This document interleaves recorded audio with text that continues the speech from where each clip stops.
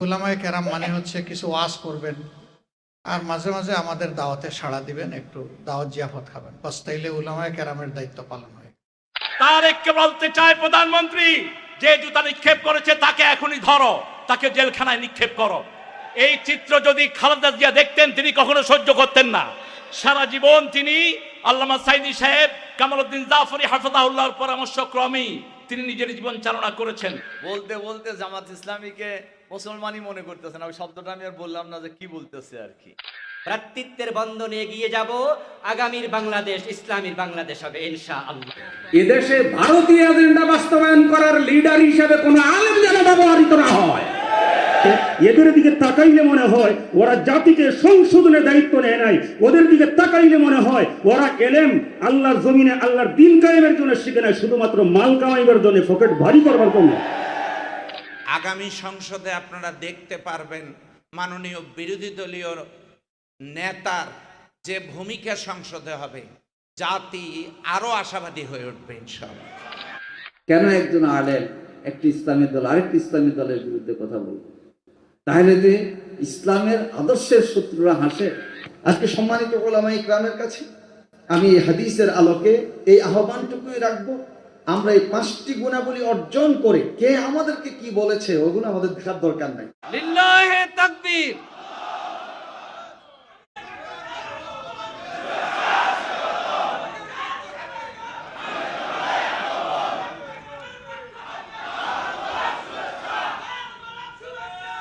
আলহামদুলিল্লাহ।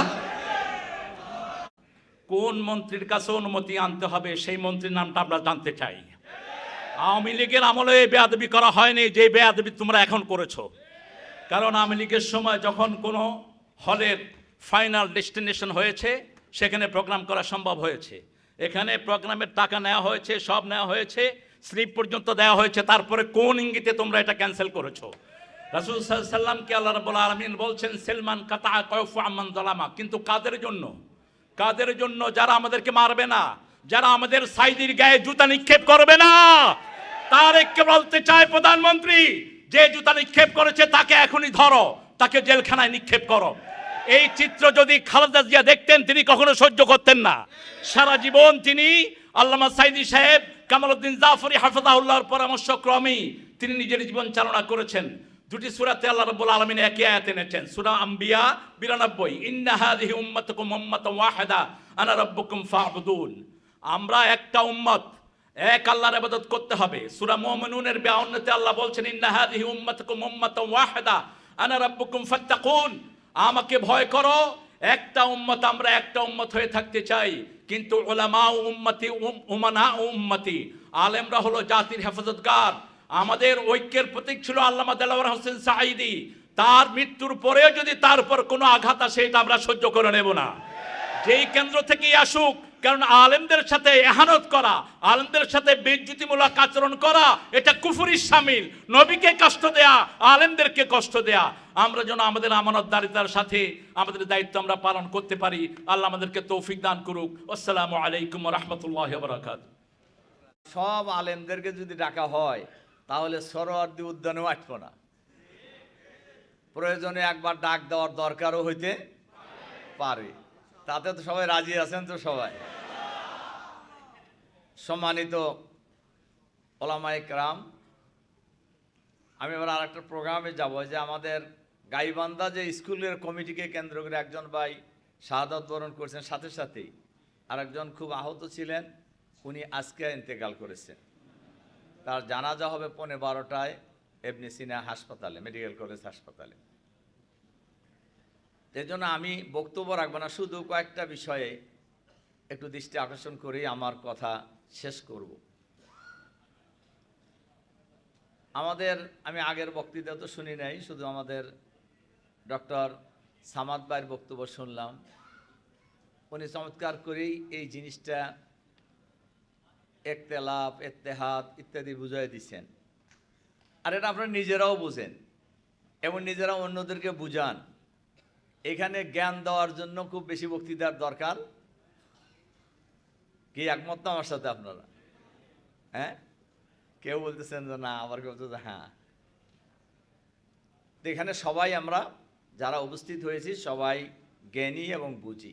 বর্তমান যে অবস্থা চলছে, দেখবেন যে একটা শ্রেণী খুব পরিকল্পিতভাবেই অনেক কথা বলতেছেন, বলতে বলতে জামাত ইসলামীকে মুসলমানই মনে করতেছেন। ওই শব্দটা আমি আর বললাম না যে কি বলতেছে আর কি।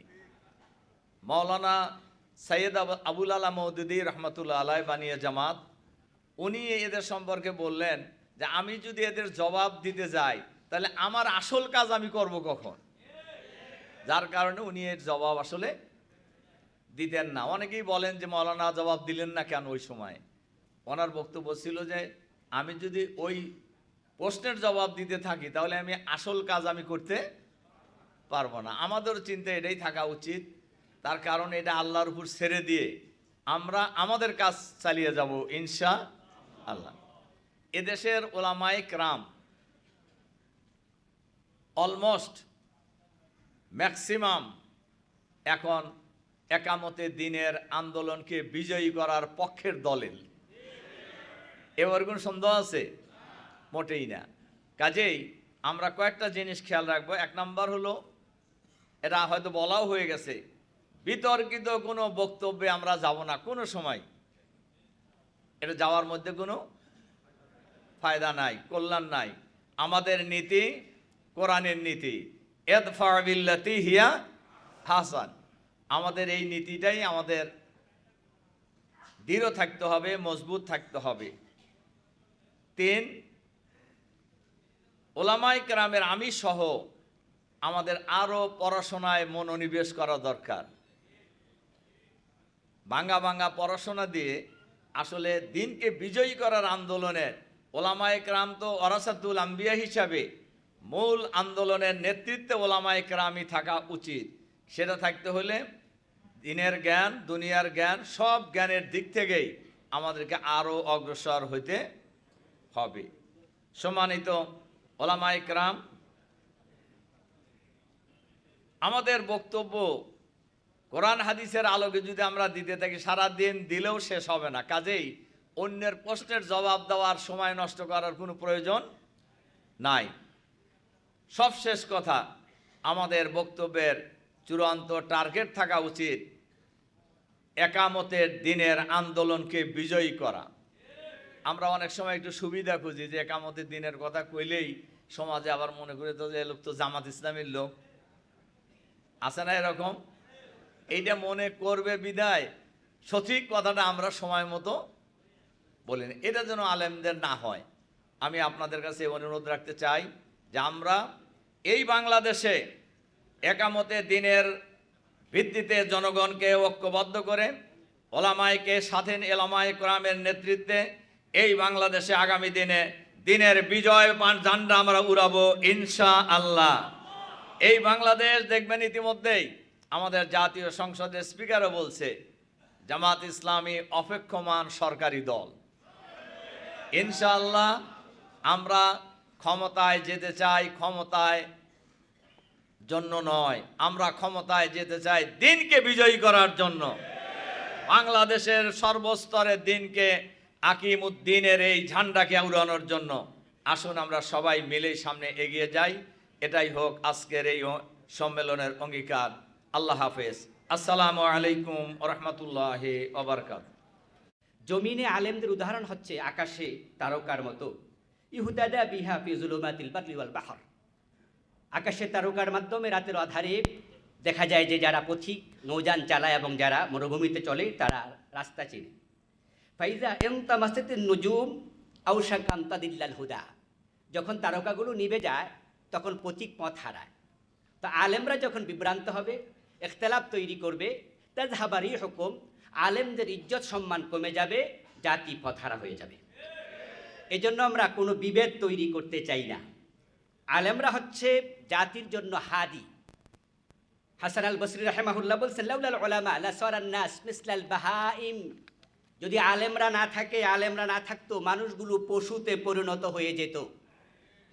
এজন্য আমরা ঐক্যের মাধ্যমে আগালে আগামীর বাংলাদেশ ইসলামের বাংলাদেশ হবে ইনশাআল্লাহ। এর মাঝেও কিছু বিরোধ হয়, বিভেদ হয়।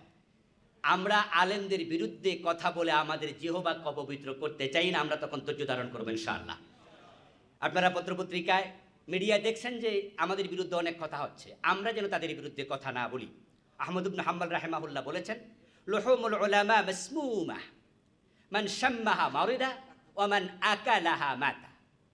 আলেমদের মাংস হচ্ছে বিষাক্ত। যে ব্যক্তি আলেমের গোস্ত নাকে নিয়ে শোকে সে অসুস্থ হয়, আর যে আলেমের মাংস ভক্ষণ করে সে মরে যায়। আমরা কোনো আলেমের মাংস ভক্ষণ করতে চাই না। যদি আমাদের বিরুদ্ধেও বলে আমরা ধৈর্যের সাথে আগাতে চাই। ইকরামা রাহিমাহুল্লাহ বলেছেন, ইয়াকুম আন তুযুল উলামা, তোমরা আলেমদেরকে কষ্ট দেয়া থেকে বেঁচে থাকো। ফাইন্না মান আদা আলিমান ফাকাদ আদা রাসূলুল্লাহ। যে ব্যক্তি কোনো আলেমকে কষ্ট দিল সে প্রকারান্তরে আল্লাহর নবীকে কষ্ট দিল, কারণ আলেম নবীর ওয়ারিস বটে। এই জন্য কোনো আলেমও যদি আমাদের সাথে খারাপ আচরণ করে আমরা খারাপ আচরণ করতে চাই না। ভ্রাতৃত্বের বন্ধনে এগিয়ে যাব। আগামীর বাংলাদেশ ইসলামীর বাংলাদেশ হবে ইনশাআল্লাহ। আসসালামু আলাইকুম ওয়া রাহমাতুল্লাহ। আজকে বড় আক্ষেপের বিষয়, সারা জীবন শুনলাম শুধুমাত্র উলামায়ে সু। এই উলামায়ে সু বর্তমানেও কিন্তু আছে। এদের দিকে তাকাইলে মনে হয় ওরা জাতিকে সংশোধনের দায়িত্ব নেয় নাই। ওদের দিকে তাকাইলে মনে হয় ওরা এলেম আল্লাহর জমিনে আল্লাহর দিন কায়েমের জন্য শিখে নাই, শুধুমাত্র মাল কামাইবার জন্য, পকেট ভারী করবার জন্য। নির্বাচনের আগে দেখেছিলাম এই দেশের কিছু উলামায়ে সুয়েরা যেন বাংলাদেশ থেকে ইসলামী হুকুমতকে কবর দেওয়া যায়, বাংলাদেশে ইসলামী আন্দোলনকে বিজয়ী হতে না দেওয়া যায়, এই জন্য ভূমিকা রেখেছিল। আলহামদুলিল্লাহ, আমরা ছোট হই আর বড় হই, আমরা কিন্তু জাগ্রত ছিলাম। আমরা রক্ত দিয়ে জীবন দিয়ে ইনশাআল্লাহ বাংলার জমিনে ইসলামী হুকুমত কায়েম করার চেষ্টা করবো ইনশাআল্লাহ। একামতে দিনের এই কাজকে ওলামায়ে কেরামদের অনৈক্যের কারণে যদি বাধাগ্রস্ত করা হয়, তাহলে হাসরের দিন সাধারণ জনগণের আগে যারা অনৈক্য ফিতনা সৃষ্টি করবে এইসব আলেমদেরকেই কিন্তু আল্লাহর দরবারে আসামির কাঠগড়ায় দাঁড়াতে হবে। আল্লাহ তাআলা বলছেন, ওয়ালা তালবিসুল হাক্কা বিল বাতিল, সত্যকে মিথ্যার সাথে মিশ্রিত করো না। ওয়া তাকতুমুল হাক্কা ওয়া আনতুম তাআলামুন, জেনে বুঝে তোমরা সত্য গোপন করো না। জুলাই আন্দোলনে কার কতটুকু অবদান জাতি এটা দেখেছে, জানে, বুঝে। সম্মানিত আমিরে জামাত, সম্মানিত বিরোধী দলীয় নেতা চিৎকার করে ঘোষণা করেছেন, জুলাই আন্দোলনের মাস্টার মাইন্ড কোনো দল নয়, কোনো ব্যক্তি নয়, এদেশের নির্যাতিত তাওহীদি জনতা।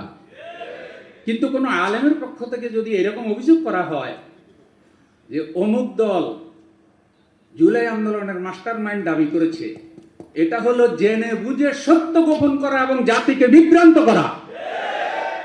আমরা অনুরোধ করব এ ধরনের দায়িত্ব জ্ঞানহীন কথা থেকে নেতৃস্থানীয় আলেমরা যেন বিরত থাকে। এদেশে ভারতীয় এজেন্ডা বাস্তবায়ন করার লিডার হিসেবে কোনো আলেম যেন ব্যবহৃত না হয়। আমরা দেখে এসেছি অতীতে কিছু কিছু আলেমকে ব্যবহার করে জাতিকে বিভ্রান্ত করা হয়েছে। আল্লাহ তাআলা এই সুযোগ দেওয়ার পরে যদি আবার এই দেশে আলেমরা অনৈক্যে লিপ্ত হয়ে দিন বিজয়ের কাফেলাকে যদি ব্যক্ত করে, তাহলে আলেমরা ধর্ম ব্যবসায়ী হিসেবে চিহ্নিত হবে।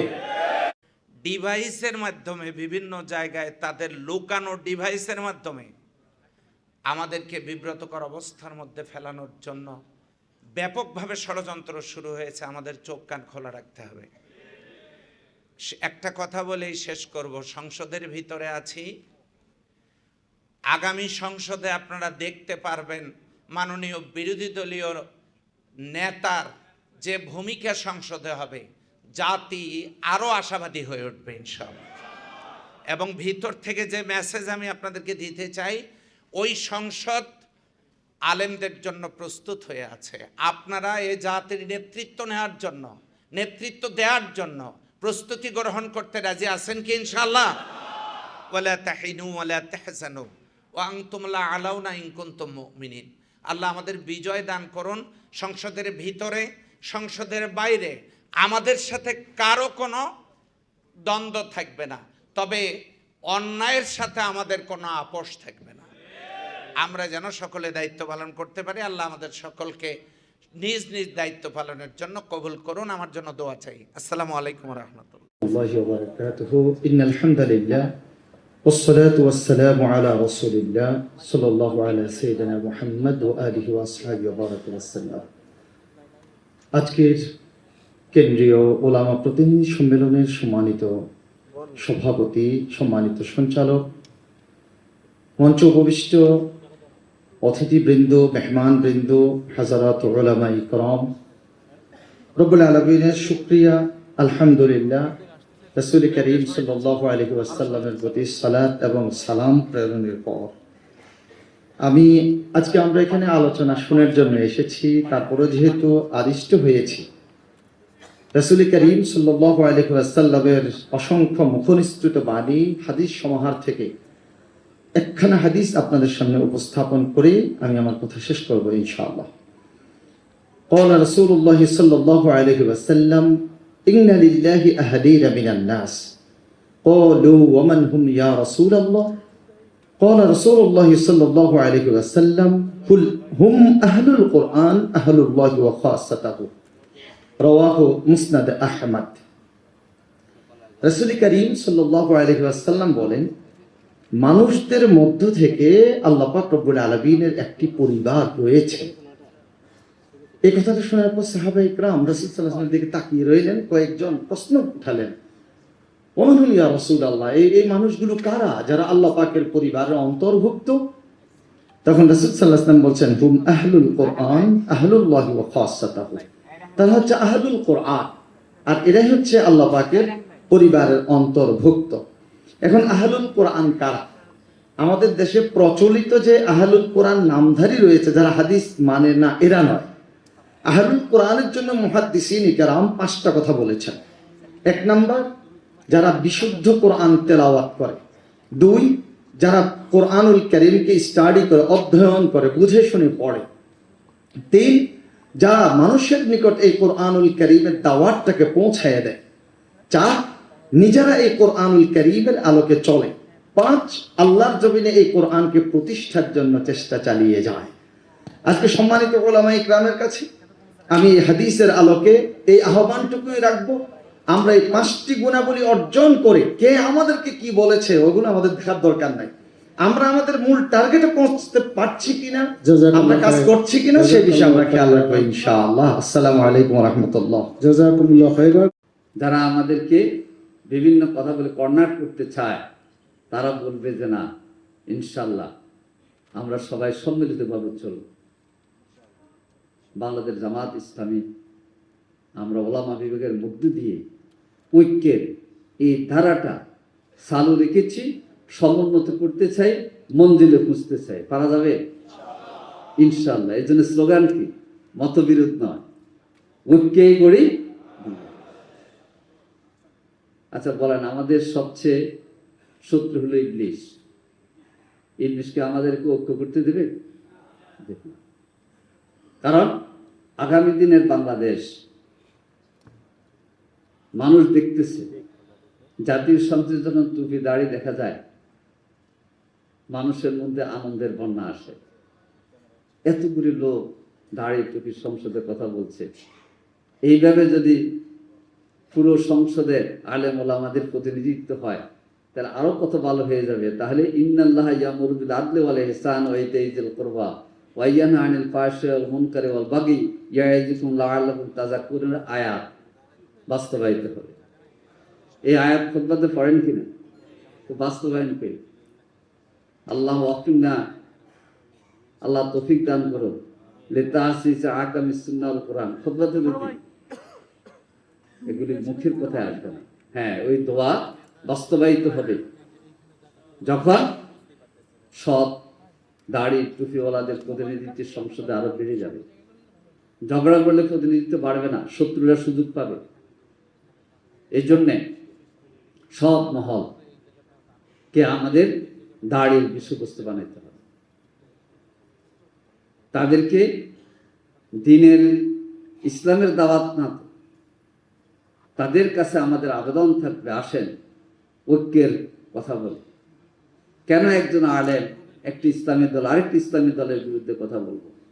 তাহলে যে ইসলামের আদর্শের শত্রুরা হাসে, মনে মনে খুশি হয়।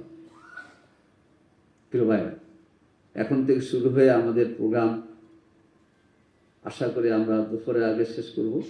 আমির জামাতা আসবেন, আমাদের আরও মেহমান আমরা দাওয়াত দিয়েছি, অন্যান্য আরও প্রোগ্রাম আছে। আমাদের একজন ভাই শাহাদাতের খবর আমি পেয়েছি, এতদিন আহত ছিলেন সালাউদ্দিন, বগুড়া গাইবান্ধার, সেটা জানাজার বিষয়ে কথা বলতেছিলাম আমির জামাতের কাছে। তো এই জন্যে আমরা আশা করি এই প্রোগ্রামের মধ্য দিয়ে আমরা ঐক্যের বার্তা দেব ইনশাআল্লাহ। একতলাফ নয়, একতলাফের অর্থ বিভেদ, আমরা এটা লিখিনি, আমরা লিখছি মতবিরোধ। একতলাফ হবে, হইতে পারে, কিন্তু মতবিরোধ করব না, মতবিরোধ করব না। একতলাফ হবেই। একতলাফ না হলে হানাফি শাফি হাম্বলি কি জন্য হয়েছে? আমাদের ইমামরা তো একে অপরকে গালি দেন নাই, তো আমরা কেন এখন গালি দিচ্ছি? এটা তো শিক্ষা না। আলহামদুলিল্লাহ, আশা করি ঐক্যের অঙ্গীকারে আমরা এগিয়ে যাব, বিজয় আমাদের আসবে ইনশাআল্লাহ।